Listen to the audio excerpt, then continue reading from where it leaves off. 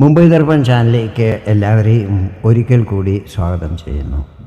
ഈ ചാനൽ നിങ്ങൾ ഇതുവരെ സബ്സ്ക്രൈബ് ചെയ്തിട്ടില്ലെങ്കിൽ സബ്സ്ക്രൈബ് ചെയ്യാൻ അഭ്യർത്ഥിക്കുന്നു. ഒപ്പം അടുത്തുള്ള ബെല്ലൈക്കൺ ക്ലിക്ക് ചെയ്യുക. അപ്പോൾ എൻ്റെ പുതിയ വീഡിയോയുടെ നോട്ടിഫിക്കേഷൻസ് നിങ്ങൾക്ക് ലഭിക്കുന്നതായിരിക്കും.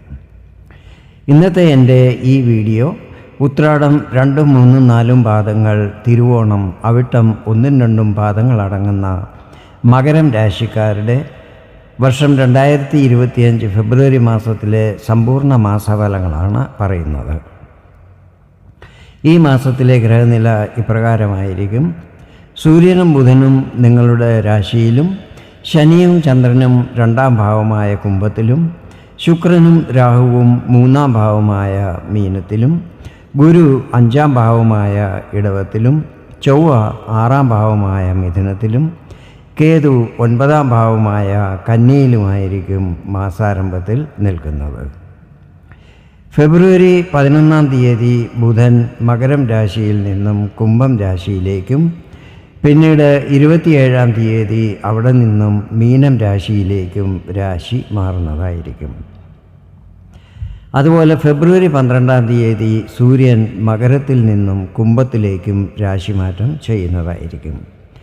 മാസാരംഭത്തിൽ കുംഭത്തിൽ നിൽക്കുന്ന ചന്ദ്രൻ ഓരോ 2.25 ദിവസം കഴിയുമ്പോൾ തൻ്റെ രാശി മാറിക്കൊണ്ടിരിക്കുന്നതായിരിക്കും. ഇപ്പോൾ വക്രഗതിയിൽ സഞ്ചരിച്ചു കൊണ്ടിരിക്കുന്ന ചൊവ്വ ഫെബ്രുവരി 24-ാം തീയതി മുതൽ നേരെ സഞ്ചരിക്കാൻ തുടങ്ങുന്നതായിരിക്കും. ഗുരുവും ഈ സമയത്ത് വക്രഗതിയിലാണ് സഞ്ചരിക്കുന്നത്.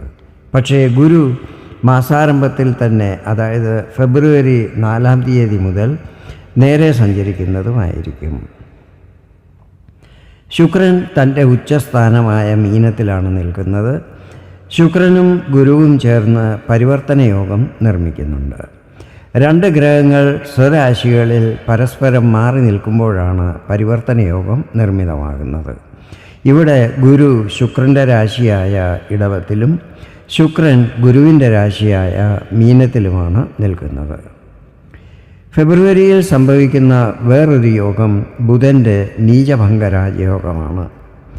27-ാം തീയതി ബുധൻ മീനത്തിലേക്ക് പ്രവേശിക്കുകയാണ്. ഇവിടെ ശുക്രനും നിൽക്കുന്നുണ്ട്. മീനം രാശി ബുധൻ്റെ നീചസ്ഥാനമാണെങ്കിൽ ശുക്രൻ്റെ ഉച്ചസ്ഥാനമാണ്. മീനത്തിൽ പ്രവേശിക്കുമ്പോൾ ബുധൻ നീചസ്ഥനാകേണ്ടതാണ്. പക്ഷേ ബുധന് ഇവിടെ നീചഭംഗം ഉണ്ടാകുന്നതായിരിക്കും. അതായത് ഇവിടെ നീചഭംഗ രാജയോഗം നിർമ്മിതമാകുന്നതായിരിക്കും. നീചസ്ഥാനത്ത് നിൽക്കുന്ന ഗ്രഹത്തിനോടൊപ്പം മറ്റൊരു ശുഭഗ്രഹം നിൽക്കുകയും ആ സ്ഥാനം ശുഭഗ്രഹത്തിൻ്റെ ഉച്ചസ്ഥാനവുമാണെങ്കിൽ അവിടെ നീചഭംഗ രാജയോഗം നിർമ്മിതമാകുന്നതായിരിക്കും. ഇവിടെ നീചസ്ഥാനത്ത് നിൽക്കുന്ന ബുധനോടൊപ്പം ശുഭഗ്രഹമായ ശുക്രനും നിൽക്കുന്നുണ്ട്. മീനം രാശി ശുക്രൻ്റെ ഉച്ചസ്ഥാനവുമാണ്. അതിനാൽ ബുധന് നീചഭംഗമുണ്ടാകുന്നതും നെഗറ്റീവ് ഫലങ്ങൾക്ക് പകരം ബുധൻ ശുഭഫലങ്ങൾ നൽകുന്നതുമായിരിക്കും. നീചഭംഗ രാജയോഗം മറ്റ് പല കാരണങ്ങളാലും ഉണ്ടാകാറുണ്ട്. ഇതിനെക്കുറിച്ചുള്ള വിശദമായ വീഡിയോ ഞാൻ പിന്നീട് പബ്ലിഷ് ചെയ്യുന്നതായിരിക്കും. ഗ്രഹങ്ങളുടെ ഈ സ്ഥിതികളും രാശിമാറ്റവും സഞ്ചാരമാറ്റവും രാജയോഗങ്ങളും മറ്റും മകരം രാശിക്കാർക്ക് ഈ മാസം എന്തൊക്കെ ഫലങ്ങൾ നൽകുമെന്ന് നമുക്ക് നോക്കാം.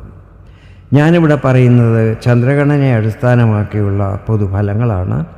നിങ്ങളുടെ ജാതകത്തിലെ ഗ്രഹനില, ഇപ്പോഴത്തെ മഹാദശ, അപഹാരം എന്നിവയിൽ വരുന്ന വ്യത്യാസങ്ങൾ കാരണം ഫലങ്ങളിൽ ചില്ലറ ഏറ്റക്കുറച്ചിലുകൾ വരുവാൻ സാധ്യതകളുണ്ട്.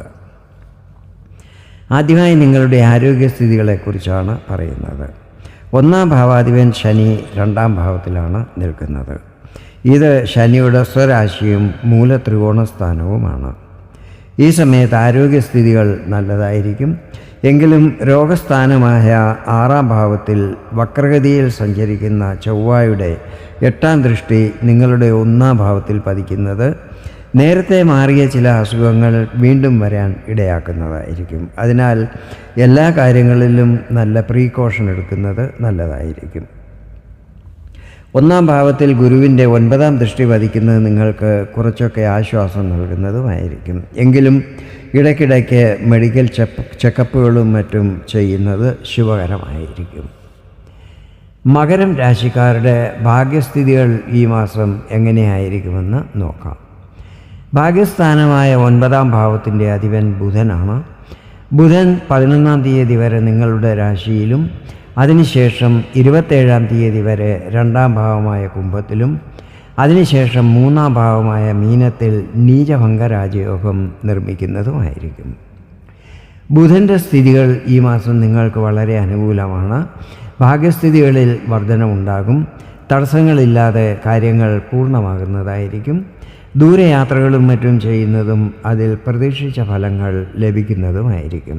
ഇത് ചിലപ്പോൾ വിദേശയാത്രകൾ ആകുവാനും സാധ്യതകളുണ്ട്. ഉപരിപഠനം ചെയ്യുന്നവർക്ക് ഇത് അനുകൂല സമയമായിരിക്കും. ഈ സമയത്ത് ദാനധർമ്മങ്ങൾ ചെയ്യുന്നതും ധാർമ്മിക കാര്യങ്ങളിൽ പങ്കെടുക്കുന്നതുമായിരിക്കും. ഇനി നിങ്ങളുടെ കരിയറിനെ കുറിച്ചാണ് പറയുന്നത്. 10-ാം ഭാവാധിപൻ ശുക്രനാണ്. ശുക്രൻ നിൽക്കുന്നത് തൻ്റെ ഉച്ചസ്ഥാനമായ മീനത്തിലാണ്. ഇവിടെ ശുക്രൻ്റെയും ഗുരുവിൻ്റെയും പരിവർത്തന യോഗവും നടക്കുന്നുണ്ട്. വളരെ സമയമായി കരിയറിൽ പ്രശ്നങ്ങളെ നേരിട്ടുകൊണ്ടിരുന്നവർക്ക് അതിൽ ആശ്വാസം ലഭിക്കുന്നതായിരിക്കും. ജോബ് ചേഞ്ച് ചെയ്യാൻ ആഗ്രഹിക്കുന്നവർക്ക് കൂടിയ പാക്കേജോടുകൂടി പുതിയ ജോലി ലഭിക്കുവാനുള്ള എല്ലാ സാധ്യതകളുമുണ്ട്. പ്രത്യേകിച്ചും IT, മാർക്കറ്റിംഗ്, കമ്പ്യൂട്ടർ, എഞ്ചിനീയറിംഗ് എന്നീ ഫീൽഡിലുള്ളവർക്കും മൾട്ടിനാഷണൽ കമ്പനികളിൽ ദേശത്തും വിദേശത്തും ജോലി ചെയ്യുന്നവർക്ക് വളരെ നേട്ടങ്ങൾ പ്രതീക്ഷിക്കാവുന്നതാണ്. സാമ്പത്തിക സ്ഥിതികളെക്കുറിച്ച് പറയുകയാണെങ്കിൽ ശനിയുടെ സ്ഥിതി നല്ലതായതിനാൽ ഈ മാസം സാമ്പത്തികപരമായ ബുദ്ധിമുട്ടുകൾ ഉണ്ടാകുന്നതല്ലായിരിക്കും. എങ്കിലും 11-ാം ഭാവാധിപൻ ചൊവ്വ 6-ൽ വക്രഗതിയിൽ സഞ്ചരിക്കുന്നത് ചിലവുകൾ വർദ്ധിക്കുവാനിടയാക്കുന്നതായിരിക്കും. ഈ കാര്യത്തിൽ ശ്രദ്ധിക്കണം. നിങ്ങളുടെ ചിലവിൻ്റെ ഭാവത്തിൽ വക്രഗതിയിലുള്ള ചൊവ്വയുടെ 7-ാം ദൃഷ്ടിയും പതിക്കുന്നുണ്ട്. ഈ സമയത്ത് എല്ലാ കാര്യങ്ങളും നല്ല ശ്രദ്ധയോടെ വേണം ചെയ്യുവാൻ. ഇനി വിദ്യാർത്ഥികൾക്ക് ഈ മാസം എങ്ങനെയായിരിക്കുമെന്ന് നമുക്ക് നോക്കാം. 5-ാം ഭാവാധിപൻ ശുക്രനാണ്. ശുക്രൻ നിൽക്കുന്നത് നിങ്ങളുടെ 3-ാം ഭാവവും ശുക്രൻ്റെ ഉച്ചസ്ഥാനവുമായ മീനത്തിലാണ്. ശുക്രൻ്റെ പൊസിഷൻ ഈ മാസം വളരെ സ്ട്രോങ് ആണ്. വിദ്യയുടെ കാരകനായ ബുധനും നിങ്ങൾക്ക് അനുകൂലമാണ്. 5-ൽ ഗുരുവും നിൽക്കുന്നുണ്ട്. എല്ലാം കൊണ്ടും വിദ്യാർത്ഥികൾക്ക് ഇത് വളരെ നല്ല സമയമായിരിക്കും.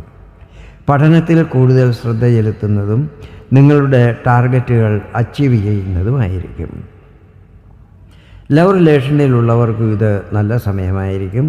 പ്രേമബന്ധങ്ങളെ വിവാഹബന്ധത്തിലാക്കുവാൻ ഇത് അനുകൂല സമയമായിരിക്കും. പുതിയ പ്രേമബന്ധങ്ങൾ ഉടലെടുക്കുവാനും സാധ്യതകളുണ്ട്. അടുത്തതായി നിങ്ങളുടെ ദാമ്പത്യ ജീവിതത്തെക്കുറിച്ചാണ് വിവരിക്കുന്നത്. ശുക്രൻ, ബുധൻ, ഗുരു എന്നീ ഗ്രഹങ്ങളുടെ ശുഭസ്ഥിതി കാരണം ദാമ്പത്യ ജീവിതത്തിൽ ഈ മാസം പ്രശ്നങ്ങളുണ്ടാകാൻ സാധ്യതകളില്ല. കുടുംബത്ത് ശാന്തിയും സമാധാനവും അനുഭവപ്പെടുന്നതായിരിക്കും. 2-ാം ഭാവാധിപൻ ശനി 2-ൽ ബലവാനായി നിൽക്കുന്നത് നിങ്ങളുടെ വാണിയിൽ മധുരിമ വരുത്താൻ ഇടയാക്കുന്നതും നിങ്ങളുടെ സംസാരവും പെരുമാറ്റവും മറ്റും മറ്റുള്ളവരെ ആകർഷിക്കുന്ന രീതിയിലുള്ളതും ആയിരിക്കും. ഇതും നിങ്ങൾക്ക് സാമ്പത്തിക നേട്ടങ്ങൾ വരാൻ ഇടയാക്കുന്നതായിരിക്കും. ബിസിനസ് ചെയ്യുന്നവർക്ക് ഈ മാസം വരുമാനം സാമാന്യമായിരിക്കും. അതിനാൽ ചിലവുകൾ കുറയ്ക്കേണ്ടി വരും. വരുമാനം അനുസരിച്ച് വേണം ചിലവുകൾ ചെയ്യുവാൻ. ഈ മാസം ആർക്കും പൈസ കടം കൊടുക്കാൻ പാടില്ല. കൊടുത്താൽ ചിലപ്പോൾ നിങ്ങൾക്ക് ആവശ്യമുള്ളപ്പോൾ അത് തിരിച്ചു കിട്ടി എന്ന് വരില്ല. ഇതാണ് മകരം രാശിക്കാരുടെ ഫെബ്രുവരി മാസത്തിലെ സമ്പൂർണ്ണ മാസഫലങ്ങൾ. വീഡിയോ നിങ്ങൾക്ക് ഇഷ്ടപ്പെട്ടെങ്കിൽ ഇതുപോലെ ജ്യോതിഷ സംബന്ധമായ കൂടുതൽ വിവരങ്ങൾ അറിയുവാൻ വേണ്ടി എൻ്റെ ഈ ചാനൽ സബ്സ്ക്രൈബ് ചെയ്യാൻ അഭ്യർത്ഥിക്കുന്നു. വീണ്ടും വേറൊരു വീഡിയോയിൽ കാണാം. അതുവരെ എല്ലാവർക്കും നന്ദി, നമസ്കാരം.